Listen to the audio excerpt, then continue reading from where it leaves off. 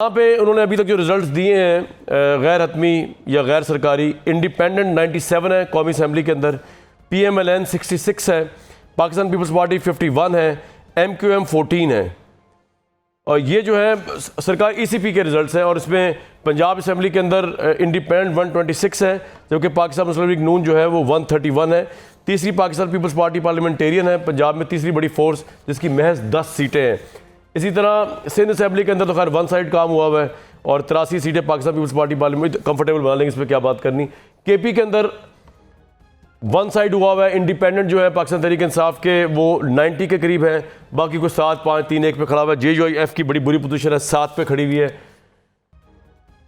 रसूल रईस साहब बड़े खुश हैं आप रिजल्ट सुन के, लेकिन मेरा सवाल भी सुन लें सर। हम इतना खुश तो नहीं है, लेकिन खुश है कि इंतखाबात हो गए। मेरा सवाल सर मेरा आपसे ये है, ये बड़ी बात जिन्होंने कराए हैं उनको उनका शुक्रिया अदा करना चाहिए, थैंकफुल होना चाहिए सर। लेकिन आगे के जो मरहले हैं इस वक्त सूरत हाल ये है कि जो एक तसलसल और एक पॉलिटिकली नेचुरल चीज़ जो मुझे लग रही है वो PDM ही होगा। वो PDM होगी? PDM होगा। अच्छा, पीपल्स पार्टी और आज़ाद नहीं होंगे? पीपल्स, देखिए इस वक्त मौका है पीपल्स पार्टी के लिए कि क्योंकि जो सही मानों में एक जो जमहूरी और जो अवामी पार्टी है जिसके रूट्स अवाम में है वो पाकिस्तान पीपल्स पार्टी है। बेशक पंजाब से ना जीत सकी हो, बेशक वो KP में उसकी इतना परफॉर्मेंस अच्छी नहीं है, लेकिन मुल्क का कोई हिस्सा नहीं है जहाँ पे उसकी नज़रियाती और तारीख़ी और सियासी बेस मौजूद ना हो। पार्टी है PTI का वोटर को तो इमरान खान साहब ने बहुत मुतरफ़िर किया हुआ है पीपल्स पार्टी का करप्ट चेहरा दिखा के, तो वो किस तरह डाइजेस्ट होगा? मैं वो बात नहीं कर रहा, मैं सिर्फ पीपल्स पार्टी की बात कर रहा हूँ कि पीपल्स पार्टी को ये मौका है शायद कि वो ऐसी गेम खेले, और वो गेम ये हो सकती है कि किसी तरीके से PTI के साथ इत्तेहाद हो, और PTI के लिए भी एक तारीख़ी मौका है, क्योंकि अगर ये ऐसा लग रहा है कि पंजाब में मुस्लिम लीग नून हुकूमत बना लेगी, और फिर जो इंडिपेंडेंट्स है यहाँ पे उनके ऊपर प्रेशर होगा कि वो उसको ज्वाइन कर लें, तो वो उसके लिए ज़रूरी होगा कि उसके पास एक पॉलिटिकल एलाई होना चाहिए, जो उसके लिए या तो मुस्लिम लीग नून हो सकती है। PTI के लोग टूटेंगे, ख्वाह पीपल्स पार्टी उनको तोड़े या PMLN तोड़े। सर डार साहब तो बरबला कह रहे हैं कि हमने आज़ाद को साथ मिलाना है। देखें, इसमें बिल्कुल टूटेंगे, लेकिन कितना टूटते हैं ये अलग बात है, क्योंकि इस वक्त जो पब्लिक सेंटिमेंट है और जिस किस्म के लोग लाए गए हैं ये वो इलेक्टेबल नहीं है, जो हमेशा मौसम को, सियासी मौसम को देख के अपने दरख्त तब्दील करते हैं। बड़ा आपने क्लियरली बता दी ये बात। वो नहीं, वो एक नई किस्म की क़यादत है। ठीक है। और देखेंगे कि ये कहना कि बिल्कुल लीडरलेस से ऐसा नहीं है, वो जेल के अंदर बैठे हुए हैं उनके लीडर, लेकिन जो बाहर के लोग हैं वो भी बड़ी सही तरीके से, जो जिस तरीके से चलाना है पार्टी को उस तरीके से चला रहे हैं, कोहेरेंस रखेंगे। लेकिन यह है कि ये भी मुमकिन है। एक सिनारियो तो यह है कि PDM 2 या PDM प्लस, दूसरा सिनारियो ये है अगर ये होता है तो फिर PTI मरकज़ में भी और पंजाब में भी वो एक बहुत मजबूत अपोजिशन होगी। ये वही सूरत हाल होगी जो अदम एतमाद के बाद अगर तहरीक इंसाफ असम्बलियों के अंदर रहती तो वो किरदार अदा कर सकती। पॉइंट आ गया सर। और देखें, जो ही कोई मसला पैदा होगा फिर तहरीक इंसाफ इस पोजीशन में होगी कि तहरीक अदम एतमाद लाके किसी के साथ लेके कि जो उस वक्त की हुकूमत है उसको हटा सके। बिल्कुल ठीक सर, अपने तौर पे हुकूमत उसके लिए बनाना। पॉइंट आ गया सर, बिल्कुल ठीक। रशीद साहब जो बात फरमाई सर ने उसको बढ़ाते हुए, KP के अंदर 90 सीट्स हैं इंडिपेंडेंट्स की, वहाँ पे आपको लगता है आउट ऑफ नोवेयर उनकी हुकूमत बन जाएगी? जी बिल्कुल, लेकिन वहाँ पे एक मसला है सर। और लोग टूटेंगे नहीं उनके? बहुत कम। अच्छा। क्योंकि ये ऐसे लोग हैं जिन्होंने प्रेशर को बर्दाश्त किया है और हर किस्म के जबर और इस्तेदाद का सामना करते हुए यहाँ तक वो पहुँचे हैं। KP में आप PTI की हुकूमत देख रहे हैं इंडिपेंडेंट्स की? मैं देख रहा हूँ, लेकिन वहाँ पे क़यादत का एक बहरान है कि किसको CM बनाया जाएगा। एक ही अली अमीन गंडापुर जो प्रोमिनेंट लोगों में वो सूबाई नशिस्त जीते हैं, लेकिन वो ताहाल रुपोश है, वो कौमी असम्बली की सीट। अली मोहम्मद खान को ले आए सूबाई असम्बली की सीट पे? नहीं, उन्होंने अभी वो तो सूबाई दोबारा ज़िमनी में हो सकता है, वो तो बात की बात है। एक मसला ये कि वहाँ पे वज़ीर आला किसको ये नॉमिनेट करेंगे। आतिफ जीत गया थे। आतिफ कौमी असम्बली से जीता है, नीचे नहीं थे वो। नीचे नहीं थे। मैं यहाँ बात करूँगा कि कोई भी मेंबर कानूनी, अखलाकी, सियासी और आइनी लिहाज से जो किसी भी असम्बली का रुकन बना है वो वज़ीर आला का अहल होता है, जी, इसको वो- लगाते हैं ये सियासी हाँ, फैसला। वो अकेला भी खड़ा हो सारी पार्टियां वोट दे सकती है जी, उसको। जी। ज़्यादा जैसे अरे वो तो बनती है ठीक है, एक वो- लेकिन वो कायम रहेंगी, मैं तो ये पूछ रहा हूँ केपी जी, कायम रहेंगे क्योंकि उन्होंने परवेज खटक का अंजाम देख लिया वहाँ पे महमूद खान का अंजाम उन्होंने देख लिया। बड़ा बुरा हुआ है बहुत पीटीआई पूरा पार्लियामेंट से। खानदान वो हार चुका है, परवेज खटक, और हारे भी। और उनकी सियासत खत्म हो गई आपके ख्याल में खटक साहब? मेरे ख्याल में फिल वक्त तो उनको रिकवरी करने में बहुत ज़्यादा मेहनत और जेजेएफ के लिए कितना धचका है? ये भी बहुत बड़ा दचका है क्योंकि मौलाना फजल रहमान का पूरा खानदान अपनी आबाई सीट भी हार गए वो अपनी आबाई सीट हार चुके हैं। उनका बेटा लकी मरवत से छोटा बेटा हार चुका है। अभी तक टांग का रिजल्ट एक जीते, एक आबाई सीट हारे अपनी। असद महमूद का पशीन से कामयाब हुए मौलाना। वो पशीन से हुए ना अपने इलाके से। हाँ, ये मतलब आबाई सीट हारे। दो बातें हैं जो ना सिर्फ केपी में पीटीआई के जी, जी। जो उम्मीद कैंडिडेट्स हैं जो जीत चुके हैं उनके लिए जो चैलेंज है, जो रिजर्व खवातीन की सीट्स है और अक़लियत की सीट्स है, क्योंकि पीटीआई खैबर पख्तूनख्वा में भी पार्टी रजिस्टर्ड नहीं है, वहाँ पे रजिस्टर्ड तो है लेकिन इलेक्शन कमिशन का जो ये सवाल मैं पूछूंगा आदर साहब से भी एक मिनट में, ये बड़ा टेक्निकल सवाल है। असेंबली में भी जो 40 बिल्कुल इस पे आते हैं, इस पे आते हैं, लेकिन इससे न्यायी साहब, हमने देखा कि पीएमएलएन पे बड़ी ज्यादतियाँ हुई थी 2018 के बाद उनकी, लेकिन उनकी पंजाब असेंबली का भी एक मेंबर नहीं टूटा, ये तो हमें पता। उनका एमएनए का एक मेंबर नहीं टूटा। इमरान खान का जो साहब का जो दौर था एज प्राइम मिनिस्टर, पीएमएलएन ने नहीं टूटी, चाहे उनका लीडर जलावतनी में चला गया, पार्टी तिधर बिधर होगी। क्या पीटीआई के मतलब कि हम ये कह सकते हैं कि अगर वो अपोजिशन में चली जाए पंजाब में या नेशनल में, तो वो एज अपोजिशन इतने नंबरों के साथ खड़ी रहेगी या टूटेगी?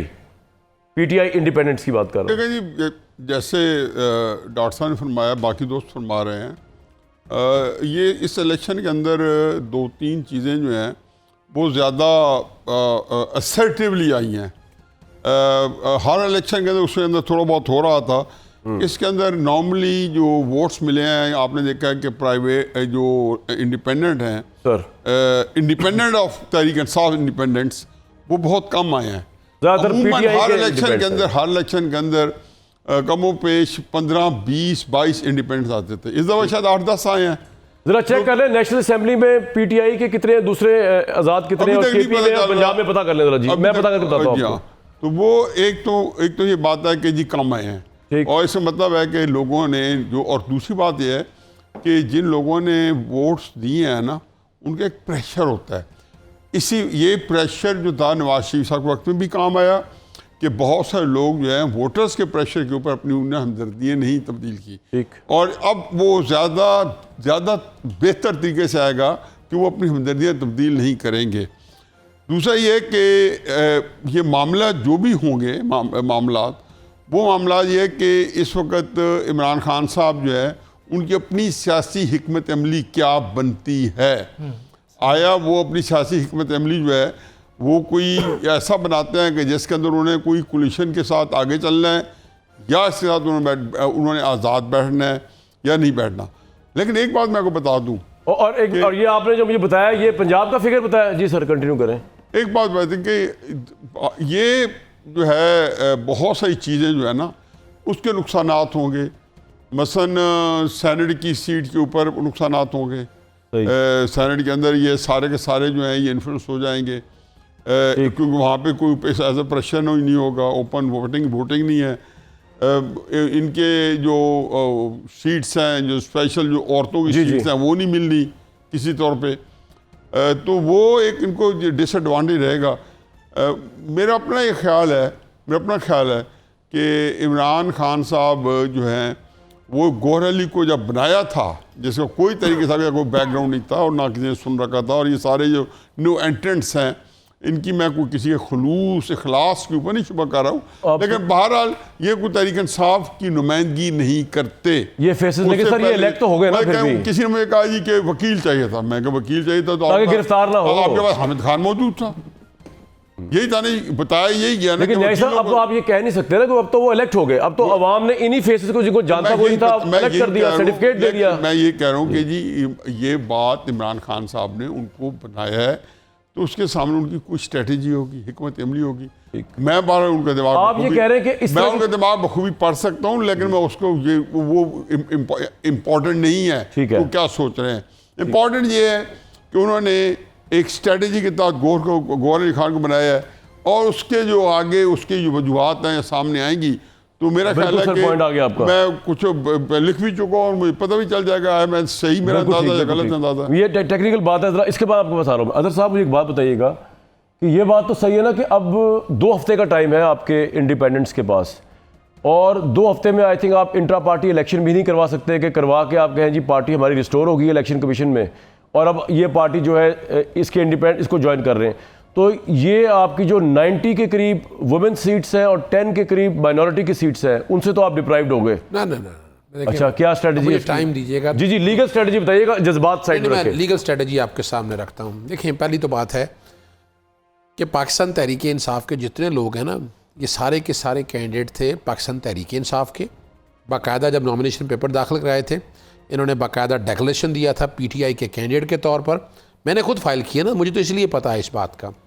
दूसरी बात, आपको याद होगा कि जब वो पाकिस्तान तहरीक एक सेकंड इसमें पूछ रहा हूँ आपसे, लेकिन सुलेमान अकरम राजा साहब ने यही प्ली ली थी इलेक्शन कमीशन में आगे, तो वो नहीं मानी थी ना। नहीं, मैं जवाब दे रहा हूँ उसका। मैं उसका बता ही देना, अभी आपने बात की तो मैंने बात कर दी। मैं आपके सामने बेस बना दूं ताकि आप नाज़रीन को समझ आ सके बात। जी जी, मुझे भी आपको समझ आया। याद होगा कि इलेक्शन कमीशन ने जब ये 16 तारीख आई तो उन्होंने कहा कि जनाब कोई दूसरी पार्टी में जा सकते। आप दूसरी पार्टी में आए, वो आगे प्रेस कॉन्फ्रेंस कर दी मशहूर ज़माना। उन्होंने कहा कि आप दूसरी जगह नहीं जा सकते। इन्होंने बात मान ली कि हमने जो डिक्लेरेशन पहले दिया हुआ था उसकी जगह डिक्लेरेशन बदला नहीं जा सकता, वरना ये कहने की जरूरत नहीं थी इस बात की। अब आए दूसरी बात, 2 तरह से स्ट्रेटजी हमने ली। मैंने सेक्शन 215 जो इख्तियार देता है। एक मिनट सर, तो इसका मतलब जो राजा साहब की पिटीशन रद्द की है आई थिंक इलेक्शन कमीशन ने, वो फिर अब आप कह रहे हैं सुपीरियर कोर्ट में आप चैलेंज करेंगे? जी बिल्कुल बिल्कुल। मैं ये क्लियर करें ना। क्लियर तो मैं कर रहा हूं, आप नहीं कर रहे। नहीं, मैं उससे पहले बता रहा ना, उसके अलावा मल्टीपल स्ट्रेटजी है। सेक्शन 215 जो है, ठीक है, यही जो बल्ले का ना ये और चीज है। ये और चीज, बल्ले का निशान लेने का इख्तियार जब देता है, उसका मतलब ये नहीं है कि पार्टी खत्म कर दी जाए।